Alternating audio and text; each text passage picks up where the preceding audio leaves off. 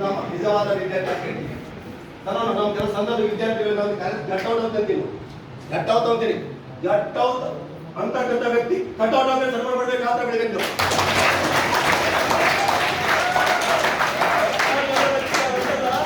ಆ ವ್ಯಕ್ತಿ ನಿನ್ನಲ್ಲ ಏನು ಕಟೌಟ್ ಆದ್ರೆ ಸನ್ಮಾನ ಮಾಡಬೇಕು ಆದ್ರೆ ಬೆಳಿಬೇಕು. ವಿದ್ಯಾರ್ಥಿಗಳು ಈ ನಮ್ಮ ದೇಶ ಸಂಪತ್ತು. ಈ ಸಂಪತ್ತಿಗೆ ನಮ್ಮಿಂದ ಸಂಪತ್ತಿಲ್ಲ. ಸಂಪತ್ತಿನ ಎರಡು ಸಂಪತ್ತಿದೆ. ಒಂದು ದೋಚುವ ಸಂಪತ್ತು, ಇನ್ನೊಂದು ಬಿಸಾಡಿರುವ ಸಂಪತ್ತು. ಹಣ ಅಂತಕ್ಕಂಥದ್ದು ಸಂಪತ್ತು ಅಥವಾ ದೋಚುವಂತೇವೆ. ಜ್ಞಾನ ಅಂತಕ್ಕಂಥ ಯಾವ ರೀತಿ ಕಿತ್ಕೊಳ್ತಾಗಲ್ಲ, ಇದು ಗಮನಿಗಿದಂತ ಸಂಪತ್ತಿ. ಆ ನಮ್ಮ ಸಂಪತ್ತು ಬರ್ಬೇಕು ನಮಗೆ. ಇಲ್ಲ ಸರ್ IAS ಕೇಸ್ ಹಾಕ್ತೀನಿ, ಕೇಸ್ ಹಾಕ್ತೀನಿ, ಏನಿಲ್ಲ. ಪ್ರತಿ ಹಂತದಲ್ಲಿ ನಮಗೆ ಅದನ್ನು ಬೆಳೆಸ್ಕೋಬೇಕಷ್ಟೇ.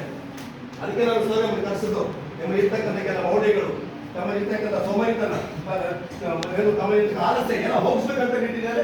ಬಹಳ ವಾಸ್ತವಿಕವಾಗಿ ಮತ್ತು ಪ್ರಾಕ್ಟಿಕಲ್ ಹೇಳಿದ್ರು. ಅವ್ರಿಗೆ ಸರ್ವಂಗ ಹೇಳಿಲ್ಲ. ನಗುನಗುತ್ತ ನಿಮ್ಮನ್ನು ಹಸ್ತಮುಖಿಯಾಗಿ ನಿಮ್ಮಲ್ಲಿರ್ತಕ್ಕಂಥ ವಿಚಾರ ಅವ್ರು ತಿಳ್ಕೊಂತ ಅವ್ರಿರ್ತಕ್ಕಂಥ ನಿಮ್ಮನ್ನು ಶೇರ್ ಮಾಡ್ತಕ್ಕಂಥ ವಿಚಾರ ಬಹಳ ದೊಡ್ಡ ಇರ್ತಕ್ಕಂಥ ಇತ್ತು ನಮಗೆ ವಿಷಯ. ಏನೇನಿಲ್ಲ ಸೂಟ ಆಗೋದು ನಮಗೆ ಬಹಳ ವಿಷಯ ತಿಳ್ಕೊಂಡಲ್ಲ. ಅಟ್ಟೆಗಂತವ್ರು ಇರ್ತಾರೆ. ಏನು ಜಾಸ್ತಿ ವಿಚಾರ ಇಲ್ಲ. IAS ಇರಲಿ, KS ಇರಲಿ, ಯಾರಿಗಿಲ್ಲ ಅವರು. ಅವ್ರ ವಿಷಯ ತಕ್ಕಂತ ಇರ್ತಾರೆ, ವಿಷಯ ತಕ್ಕಂತ ಹೇಳ್ತಾರೆ. ತೊಗೊಳ್ಳಿ IAS ಅಧಿಕಾರಿಗೆ ಗೊತ್ತಾಗಲಿಕ್ಕೆ ಅವ್ರಿಗೆ ನೋಡಿ ನೀವು ಕಾನೂನು ಬಗ್ಗೆ ಮಾತಾಡಬೇಕು. IAS ಅಧಿಕಾರಿ ಅನ್ಸ್ತಾರೆ, ಪ್ರತಿಯೊಬ್ಬರು ಅನ್ಸ್ತಾರೆ. ಇವತ್ತು ನಮ್ಮ ಜಡಿ ಸರ್ ಅಂದ್ರಲ್ಲ, ಜಡಿ ಸಾಹೇಬರಿಗೆ 3-4 ಸಲ ಕೋರ್ಟ್ ಏನು ವಾಯ್ಟ್ ಆದರೂ ಬೆಳಗ್ಗೆ ನಡೀತಿದೆ ಅನ್ನೋ ಪ್ರತಿಯೊಂದು. ಅದಕ್ಕೆ ಏನು ಶಕ್ತಿ ಇದೆ ನಿಮ್ಗೆ, ನಾನಿಲ್ಲಿ.